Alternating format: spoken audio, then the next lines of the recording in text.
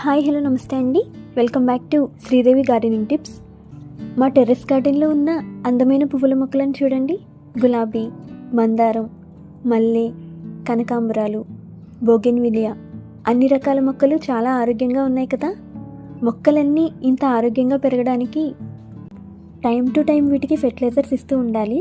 ఘన రూపంలో ఫెర్టిలైజర్స్ ఇవ్వడం కంటే ద్రవ రూపంలో లిక్విడ్ ఫెర్టిలైజర్స్ మొక్కలకి ఇస్తే మనకు రిజల్ట్ చాలా తొందరగా కనిపిస్తుంది. Banana peel liquid fertiliser. దీన్ని ఎలా తయారు చేయాలో చూద్దాం. మీ దగ్గర 20 మొక్కలుంటే ఒక 4 లేదా 5 అరటి తొక్కలను తీసుకోండి. చిన్న చిన్న ముక్కలుగా కట్ చేసి బకెట్లో వేయండి. 1 లీటర్ దాకా వాటర్ పోసి మూత పెట్టి షేడీ ఏరియాలో పెట్టండి. 24 గంటల పాటు ఈ తొక్కలను వాటర్లో ఉంచాలి. 24 అవర్స్ కంటే ఎక్కువ ఉంచకండి, ఎందుకంటే నీటిలో 24 గంటలకు మించి ఉంచితే తొక్కలకు ఫంగస్ రావచ్చు. 24 గంటల తర్వాత లిక్విడ్ని ఫిల్టర్ చేసి తీసుకోండి. ఇదే బనానా పీల్ టానిక్ అండి. దీన్ని 1:8 రేషియోలో డైల్యూట్ చేయాలి. 1 వంతు ఫెర్టిలైజర్కి 8 వంతులు నీళ్లు కలపండి.